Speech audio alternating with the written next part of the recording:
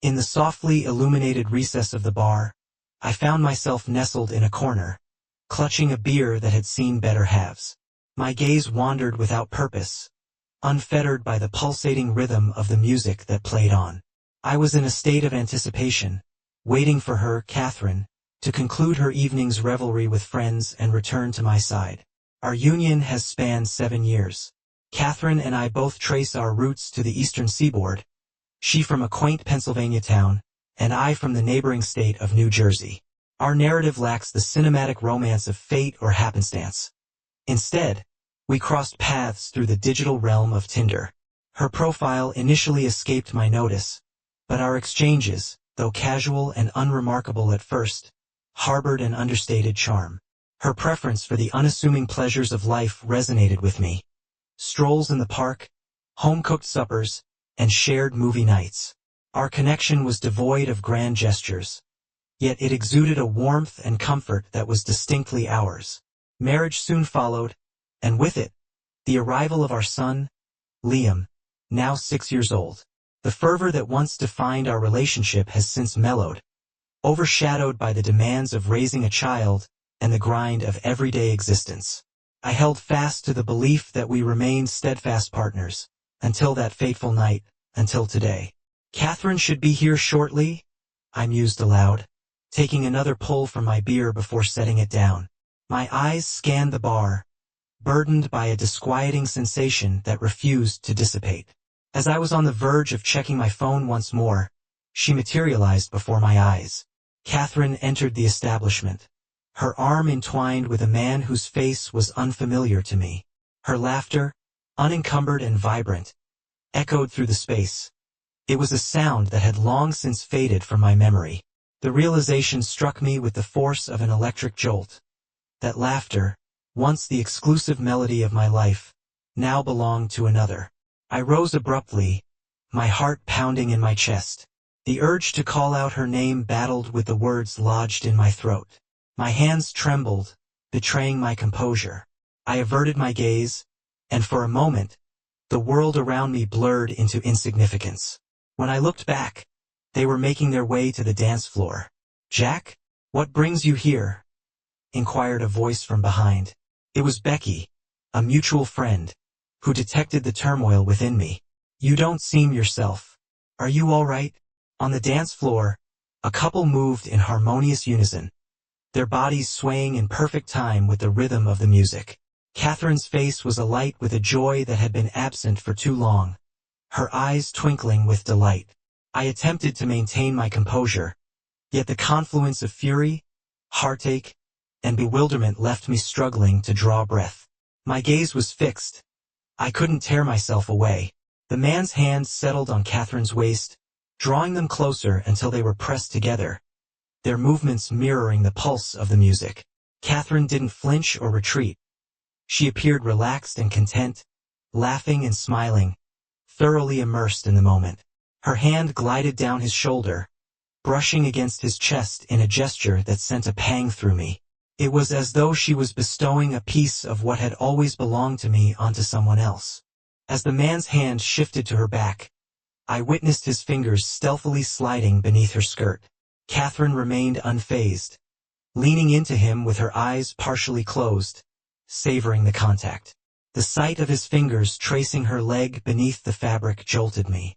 It was a muted yet potent moment, one that felt like an act of betrayal playing out before my eyes. An overwhelming surge of wrath and disarray washed over me. How could she be so intimate with another person?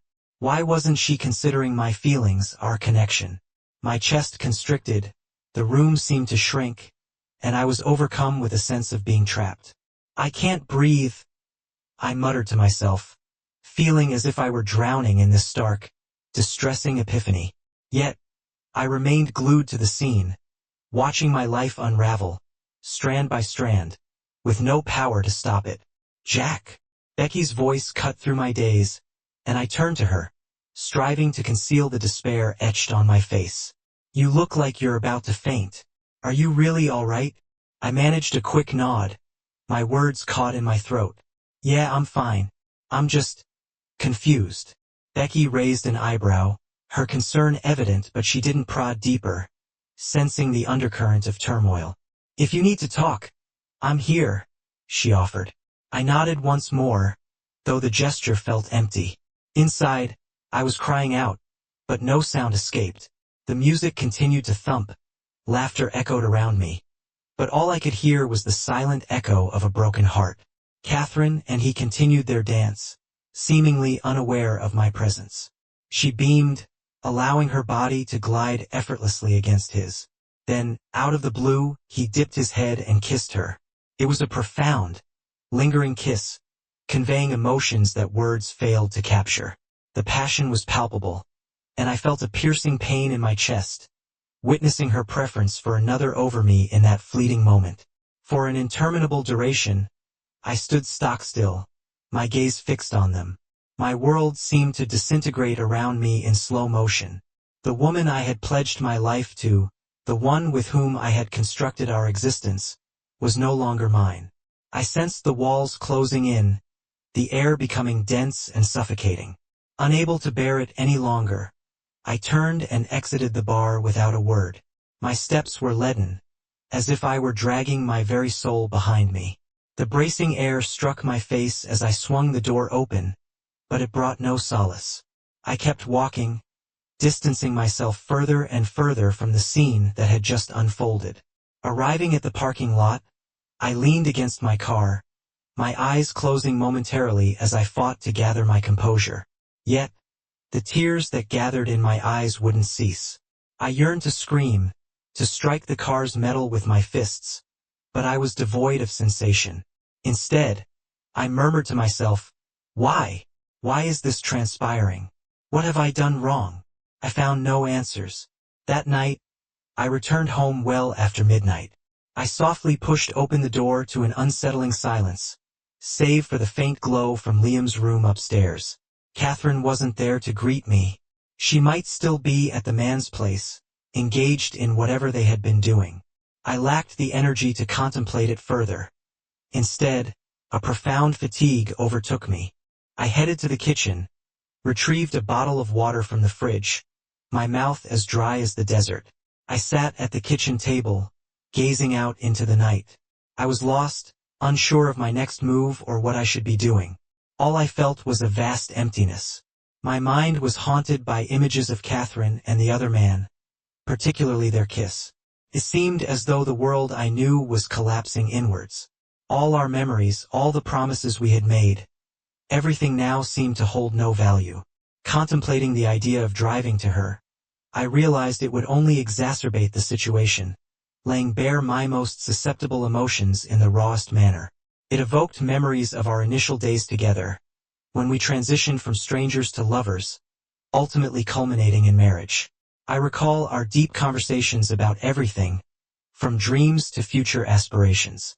We would often find ourselves sharing our innermost thoughts and desires late into the night, enveloped in a world that felt uniquely ours, untouched by anyone else. I picked up my phone and began to sift through our old messages, seeking something to transport me back to those uncomplicated times. Each text, every selfie, and emoji seemed to exude sweetness. However, as I viewed them now, they appeared to belong to someone else entirely. My finger brushed across the screen, each word a stark reminder of what had been lost. Her statements, once filled with meaning, now resonated as hollow and devoid of substance. At that moment, my phone vibrated. It was Catherine.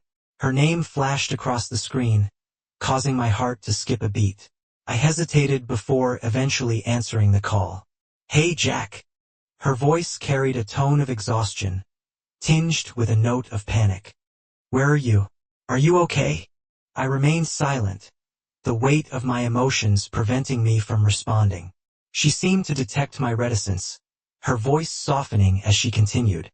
"Are you angry? I know I've erred. But please, believe me, it was a genuine mistake." "A mistake," I replied, my tone calmer than anticipated but brimming with frustration. "Is that how you're referring to tonight's events? The way he touched you, the kiss, were those mistakes too?" A prolonged silence followed on the other end. "Jack, I'm at a loss for words. I never intended to hurt you, But I lost sight of myself. That man doesn't comprehend anything. I made a mistake. A mistake. I scoffed, the words tasting bitter on my tongue. Are you aware of what I've been doing all these years? I've toiled day and night to ensure we have a life together. And this is how you reciprocate. I understand. Catherine's voice cracked. I never desired this. But I've been struggling as well. I'm even uncertain about what I want anymore. Then why didn't you confide in me? My words emerged sharply, each one cutting deeper. Why did you turn to him instead? You've shattered everything. Another pause ensued. I'm sorry, Jack. I didn't know who to turn to. I was adrift. I didn't mean for it to conclude like this. I sat in stony silence, her words swirling in my mind like an indistinct murk. They seemed hollow, mere echoes that fell short of resonating with the depth of my emotions. Her explanations were surplus to requirements. Enough, I interjected, my voice sharp. What's the purpose of this charade? There's nothing left to mend. Her voice quavered as she implored. You can't simply give up hope for us. I exhaled deeply, the weight of our reality settling heavily upon me. Perhaps we're both in need of respite. At this juncture, even the sound of your voice is unbearable. I terminated the call, allowing the phone to slide from my grasp to the table, its dim light persisting faintly. I remained seated, a void within me, the house's quietum bouncing off the walls. Trust was an elusive commodity. The veracity of our relationship was questionable, and living a lie seemed an increasingly unpalatable prospect. The distant murmur of traffic occasionally punctuated the quiet. I was acutely aware that dawn would bring change. Our lives, indeed, even our marriage, might be irrevocably altered. I closed my eyes, surrendering to the pain that engulfed me, a maze with no exit in sight. The following morning, slumber eluded me. The reverberations from my phone and the remnants of Catherine's call from the night prior persisted in my mind. Perched on the bed's edge, I held my head in my hands, the weight of the world pressing down upon me. Reaching out to her was an impossibility, as was responding to her messages. My mind was a whirlwind of confusion, thoughts spiraling like a maelstrom, dragging me deeper into disarray. Liam was yet to stir. His youth made the intricacies of Catherine and my situation incomprehensible to him. Confronting her had crossed my mind, engaging in a face-to-face dialogue, but my emotions always intervened. The tempest within me was on the brink of boom, and I couldn't bear to meet her gaze, to witness the contrition in her eyes. I elected to take a walk to clear my thoughts. The brisk morning air struck my face as I ventured outside. The sun had just ascended, casting elongated shadows across the ground. As I traversed the streets, I felt like an outsider in my own existence, disconnected from my surroundings. My world had been swept away by a tempest, the warmth and stability I once cherished now in ruins. I found myself in a coffee shop, where I ordered a black coffee and settled in a corner, striving for tranquility. Catherine and I shared a unique bond, one that eluded the comprehension of our young companion. The intricacies of our relationship were too profound for him to grasp. I had contemplated addressing Catherine directly, engaging in a heart-to-heart dialogue. Yet, each time the opportunity arose, my emotions fettered me. The whirlwind of sentiments swirling within felt poised to erupt, and I couldn't bear to meet her gaze, to witness the contrition in her eyes. In search of solace, I ventured outside for a stroll. The crisp morning air brushed against my face as I stepped into the open. The nascent sun cast elongated shadows upon the earth. As I meandered through the streets, a sense of dislocation washed over me, as if I were a stranger in my own existence, alienated from my surroundings. My world had been upended by a tempest, and the warmth and stability I had once cherished lay in ruins. Eventually finding myself in a coffee house, I ordered a black coffee and settled into a corner, striving to reclaim a semblance of tranquility. Catherine and I crossed paths under the most romantic of circumstances. It was as though we were celestial beings, gravitating towards one another with an abundance of topics to explore. I often recall our initial encounter. She donned a cerulean gown and beamed at me with a radiance akin to the sun. She expressed her affection for witnessing the dawn's first light, her appreciation for the serenity of summer nights, and her delight in listening to me recount the nuances of my professional life and personal anecdotes. She coaxed me to open up, revealing more of myself than I ever had, and her gaze always brimmed with support, egging me on to continue sharing. "You wouldn't believe this," she once mused, "but I've never encountered anyone as sincere as you." That solitary remark resonated deeply within me, and at that moment, I was thoroughly convinced of its truth. I was certain our bond was eternal, our love unassailable. During those early days, life was a simple equation of two souls. We were devoid of the complications that children and financial strain bring. Our resources were modest, sufficient only to cover our living expenses, yet we never felt destitute. Our joy was derived from the simplicity of our existence together, enjoying meals each night, the occasional excursion, straightforward exchanges, and heartfelt laughter. When I held her in my arms at night, she was my world. Every decision I contemplated was intertwined with the consideration of her place in my future. Then came Liam, our son, who added richness to our lives while introducing a new layer of complexity. Catherine's focus shifted to nurturing Liam, and our communication suffered as a result. Her complaints about work-related stress or her fatigue preventing her from attending to my emotional needs became routine. I attempted to bridge the gap through conversation, but she consistently rebuffed me with pretext after pretext. As time elapsed, the chasm between us only widened. A figment of my imagination, a cherished dream that I clung to tightly. Perhaps, even at that moment, the fissures in our relationship had started to appear. I took slow sips of my coffee, becoming increasingly enveloped in those memories, feeling the weight of them grow heavier with each passing second. It dawned on me that Catherine and I had undergone transformations. Our love was no longer untainted. We had drifted apart, and it seemed that this separation had been occurring gradually over time. My heart had grown cold, and I could no longer immerse myself in our marriage with the same fervor as before. At that instant, my phone buzzed with a notification. It was a message from Catherine. "Jack, can we meet and talk? I admitted I've made an error, and I wish to discuss this in person." I gazed at the message, the cup of coffee in my hand now cold. My emotions remained unmoved, and instead, an odd sense of tranquility overcame me. I understood that regardless of what we discussed, the gap between us was not easily bridged. I responded with a mere "okay," and set my phone down. Rising from my seat, I exited the cafe, ready to confront the reality that awaited me. Despite Catherine's pleas, I knew our relationship was beyond salvaging. Even though I had once loved her deeply, that love had been eroded by betrayal and indifference. At this juncture, I harbored no expectations, only a profound sense of loss and uncertainty about the future. That morning, I awoke early, an aura of unease lingering in the air. Deep down, I knew today was the day I had to confront Catherine. Her message from the previous night still echoed in my mind. "Jack, can we meet and talk? I admitted I've made an error, and I wish to discuss this in person." I hadn't provided a definitive response, but in my heart, I knew this conversation was unavoidable. Standing in front of the mirror, I examined my reflection. My eyes were bloodshot and swollen, a testament to a sleepless night, with the pain and confusion of the past few days weighing heavily upon me. Every time I closed my eyes, I saw Catherine with that other man. I couldn't seem to stop the thoughts, couldn't make them disappear. Marriage had ceased to be solely about love for me.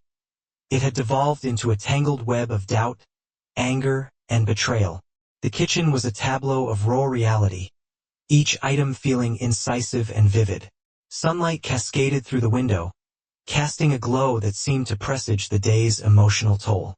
Despite the inevitable ache that lay ahead, a slender thread of hope fluttered within me, a hope that somehow, the pain could be evaded.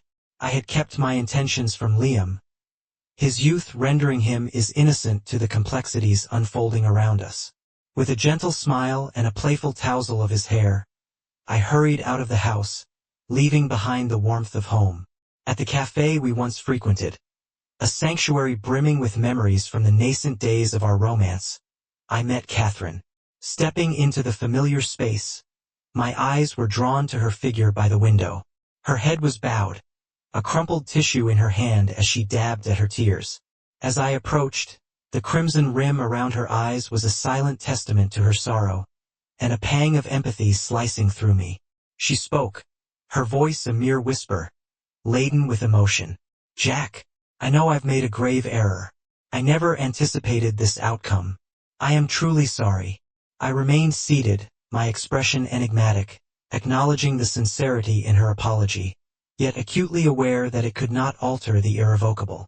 "Catherine," I eventually responded, my tone devoid of warmth, "your apologies are unnecessary at this point. What's done cannot be undone. Your remorse is moot now." I paused, our gazes locking in a moment of stark realization. "You must understand that our marriage cannot revert to its former state. Can it?" Her tears recommenced, her gaze averted, overwhelmed by the chasm that had formed between us. "I know. The divide is insurmountable. But Jack, I didn't intend to cause you pain. I lost my way." A heavy sigh escaped me. "Lost your way?" "Catherine, it's far more complicated than that."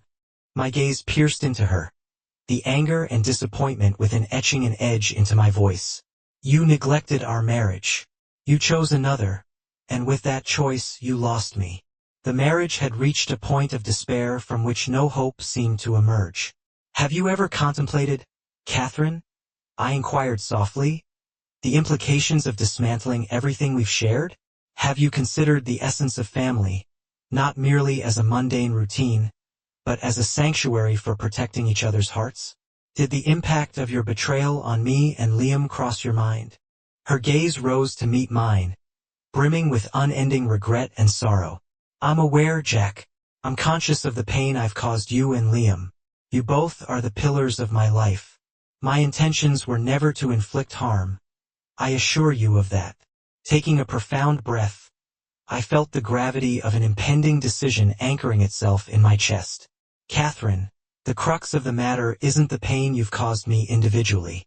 It's the fracture you've introduced to our entire family unit. You've betrayed the trust we meticulously constructed together. You've shattered the vows we mutually pledged." I halted, allowing the weight of my decision to manifest before delivering it. "Our relationship is beyond repair. Your remorse is futile. It alters nothing. We need time apart to gain clarity. The future remains uncertain, but one thing is unmistakable. Our marriage is irreparably broken." Her countenance paled, her tears flowing anew. Yet I felt no compassion. My heart was laden with an irreversible decision, and despite my yearning for an alternative outcome, I recognized the finality of the situation. "Jack, are you truly certain?" she murmured, her voice quivering. Affirmatively, I responded, my own voice fragile with emotion. "Yes, I've made my choice."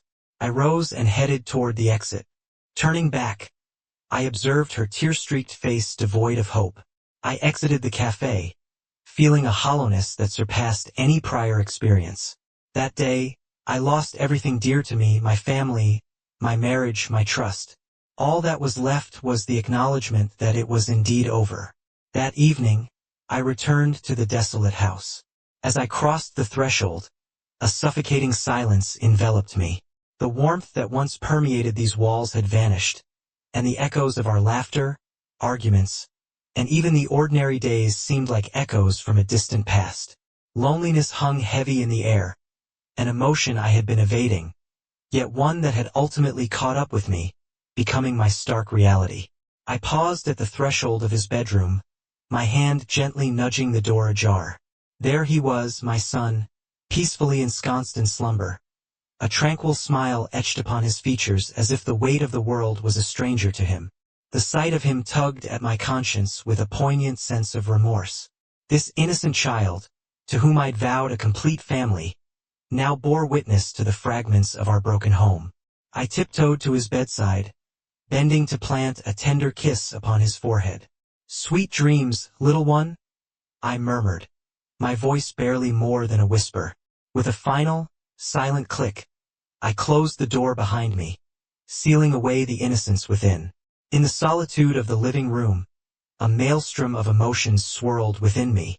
The sting of Catherine's betrayal had unraveled the fabric of our lives, and I found myself a stranger to my own identity. The once tenacious fighter for our family unity had been supplanted by a man adrift, navigating through a labyrinth of uncertainty, akin to stepping into an abyssal darkness. My phone jarred me from my reverie, its insistent buzz heralding a message from Catherine. "Jack, I know I'm undeserving of your forgiveness, but hear me, please. I'll abide by your decision, but you must know my love for you endures. I don't want us to fade into oblivion like this." I pondered her words, my gaze fixed on the screen as my thoughts churned. Her professed love felt impotent against the ruins of our lives. Her love, and mine, now parallel trajectories that could never intersect. The sweetness of our promises, eroded by her betrayal, had dissipated in an instant. Did she grasp the irrevocable nature of her transgression? Doubts crept in. Was her love ever genuine? The phone rang, its peal piercing the silence. It was Catherine. I hesitated, a moment's indecision before answering. "Jack, are you still harboring resentment towards me?" Her voice quavered, fragile. "Can you tell me, is there a sliver of hope for us to restart?" I remained silent, allowing the quiet to stretch between us. Her voice broke the hush once more, entreating. "I acknowledge my error. I understand you may never absolve me, but please hear my plea. We're both flawed, both complicit in our downfall." Her voice quaked with urgency. "I yearn to set things right. I wish to rescue our marriage, our child, our future. I refuse to relinquish this. Our union has reached a point of disrepair that is beyond recognition. There's no turning back the clock, and you cannot reinstall my trust."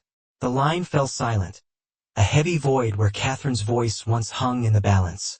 Her silence was a cloak of despair, smothering and leave me feeling impotent. I acknowledged to myself that the blame wasn't solely hers. We had both stumbled, we had both disappointed one another. Yet, the rift that had formed within our marriage seemed too vast to bridge. I exhaled a lungful of sorrow. Perhaps we need to grant each other a respite. Time to cool our heels and contemplate the path ahead. It may be that we both need to rediscover who we are. Catherine's silence stretched on, interminable, and I could almost discern the echoes of her tears without a word being spoken. But no ocean of tears could alter the stark reality. Our marriage was kaput. "I am aware of your pain as I am of my own," I pressed on. "But my decision is firm. We need to part ways to create distance. It's time for us to walk alone." The silence that responded was dense and suffocating, the only sound her faint, measured breaths. "Okay," she finally responds in a mere whisper, her voice frayed. I grasp it. "You've made your choice. I will honor your decision." I replaced the phone on the table and sank back into the couch, my hands shielding my face. The gamut of emotions I was experiencing defied articulation. The love that once coursed through us had curdled into painful. The dismantling of our marriage, the unraveling of our family, left me marooned in a sea of solitude and disarray. I strolled to the window and gazed upwards at the stars. We had once shared this view side by side, musing about the future. Now everything lay in tatters. My heart echoed the emptiness of the night sky, void of light, riddled with silence. Reflecting on our marriage, the intermingling of joy and sorrow played out in my mind. Each memory felt like a jagged scar. If only I could turn back time, I would forge different paths. But the die had been cast, and there was no unraveling the threads of our past. Lying in bed, the darkness enshrouded me.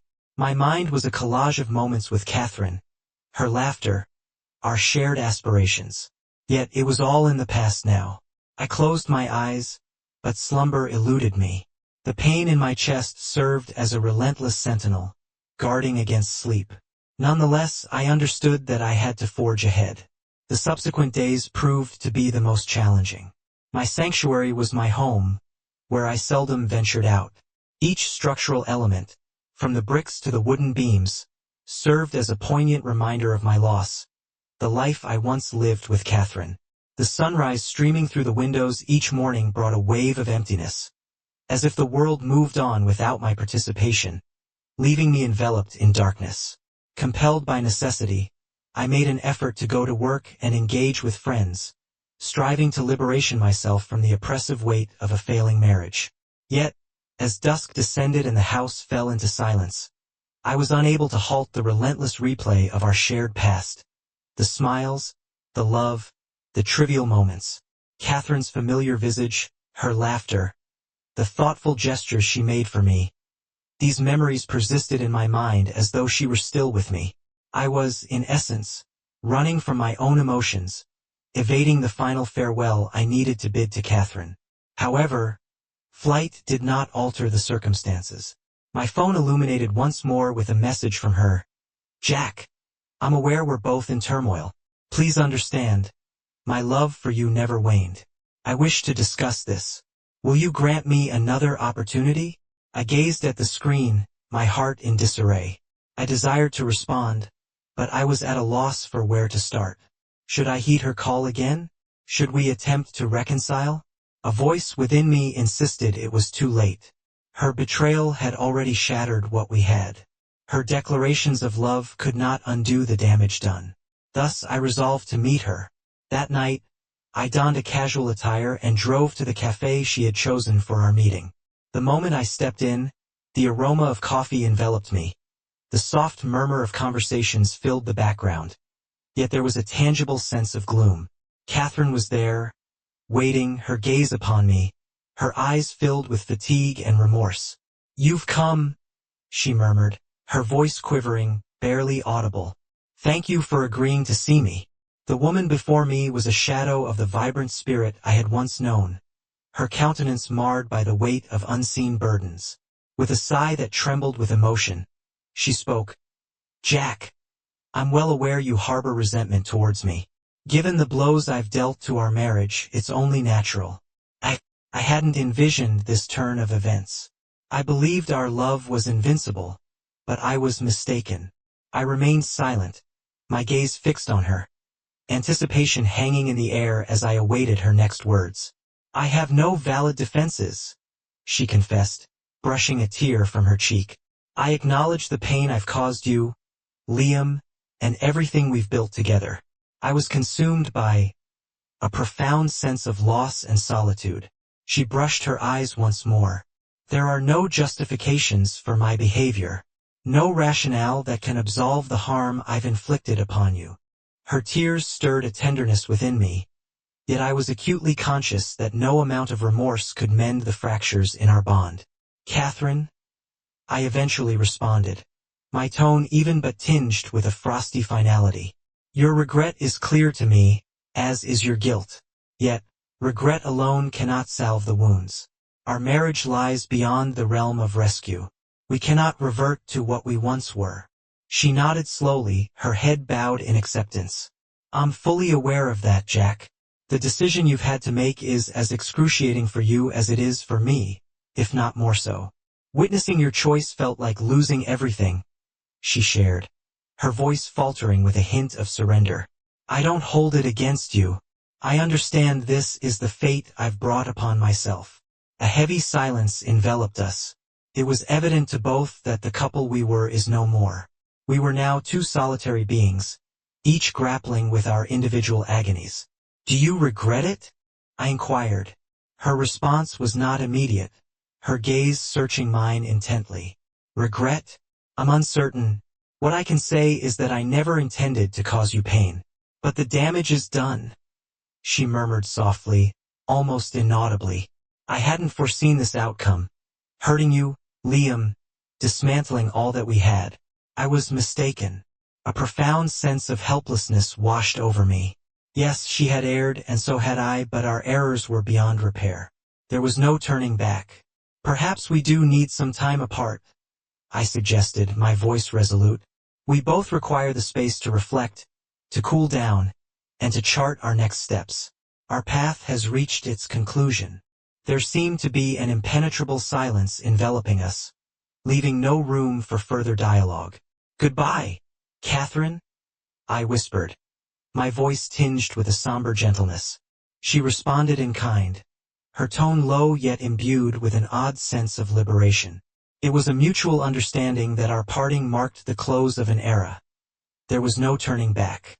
Exiting the cafe, the cool caress of the evening breeze brushed against my cheeks, mitigating the heavy burden that had settled in my chest. I recognized that this painful decision was a necessary stride toward progress. Despite the ache that lingered in my heart, I acknowledged that forging ahead was essential for my recovery, for reclaiming my sense of self. Catherine, too, had her path to chart, independent of mine. The subsequent months were akin to being ensnared in a vortex of emotion. My attempts to distance myself from the painful of our dissolved marriage were consistently thwarted by a labyrinth of doubt and sorrow. Catherine's act of betrayal had not only alienated her from me but also sown seeds of skepticism regarding the very institutions of matrimony and love. I found myself lost in contemplation of our shared history, pondering the rationale behind her choices and whether I had overlooked critical cues. Often, I would find solace by the window in the quiet hours, gazing at the distant glow of the city, lost in memories of days that once were. I would recall moments spent with Catherine on this very couch, stargazing and discussing our aspirations. Those times felt like they were part of a bygone era, yet the transformation was profound. The mere thought of her smile would reopen the wound afresh. However, as time slowly healed, a realization began to dawn upon me. I could not allow the pain of the past to dictate my future. I needed to sever my ties with the relationship and rediscover my identity. For my sake, and for Liam's, I could not permit the weight of history to anchor me down. On a decisive morning, I charted a new course for myself. I picked up my phone, accessed social media applications that had laid dormant for months, and started to rekindle connections with friends from yesteryears. The sensation was peculiar, yet I understood it was a pivotal stride towards a fresh beginning. My initial endeavor was to partake in a golf tournament, an activity I had abandoned years prior. I had dedicated so much of my time to my family and career that my personal passions had been neglected. Golf, however, had always served as my sanctuary. Perhaps through this, I might rediscover a lost piece of myself. The bonds of camaraderie with my friends provided a brief respite from the ache in my heart. With each swing and shot, it felt as though I was reclaiming the reins of my life. Although my skills had diminished, the tranquility the game afforded was unmistakable. Following the tournament, I joined a few long-standing friends at a nearby eatery. It was a joy to reunite and to reminisce about times past. One of them playfully inquired, "Hey Jack, how's everything? How's Catherine?" I hesitated, took a deep breath, and offered a faint smile. "We've separated. Each of us is walking a different path now." Their reactions were subdued, merely offering nods and words of solace. "I knew you'd pull through, Jack," one remarked. "You've always been our rock." That encounter filled me with a sense of warmth. Even as the pain lingered, I recognized that I was not alone. Amidst the trials, I had friends who stood by me, comprehending my struggles. My world hadn't been entirely shattered by Catherine's exit. My support network remained intact, and there were those who cared deeply for me. Upon returning home, I found Liam settled comfortably on the couch, engrossed in a TV show. I sat beside him, tousling his hair. "How was school today, buddy?" Liam gazed at me with a bright smile. "It was great, Dad. We learned so much, and my teacher praised me." A smile spread across my face as my heart swelled with pride. Despite the crack in my marriage, Liam served as a reminder of my duties as a father, to shield and guide him. I wouldn't allow my suffering to encroach upon his world. "That's fantastic, Liam," I replied, giving his shoulder a gentle pat. "I'm truly proud of you." He beamed once more before returning his attention to the screen. I observed him, feeling a rush of determination. Despite the turmoil, the pain wouldn't halt my progress. I had to forge ahead, for him and for myself. That evening, I retired early, musing on my future endeavors. I was aware of the many aspirations I still harbored, projects left untouched. With Catherine no longer in my life, it was time to emerge from the shadows of our union, and to pursue the dreams I had once set aside. I ceased to exist for another's sake. I had reclaimed my life for myself. As slumber gently embraced me, I shut my eyes, free from trepidation or disquiet. I was convinced that despite the unpredictability of the path that lay before me, I would traverse it with courage, prepared to welcome the novel chapter of existence that beckoned.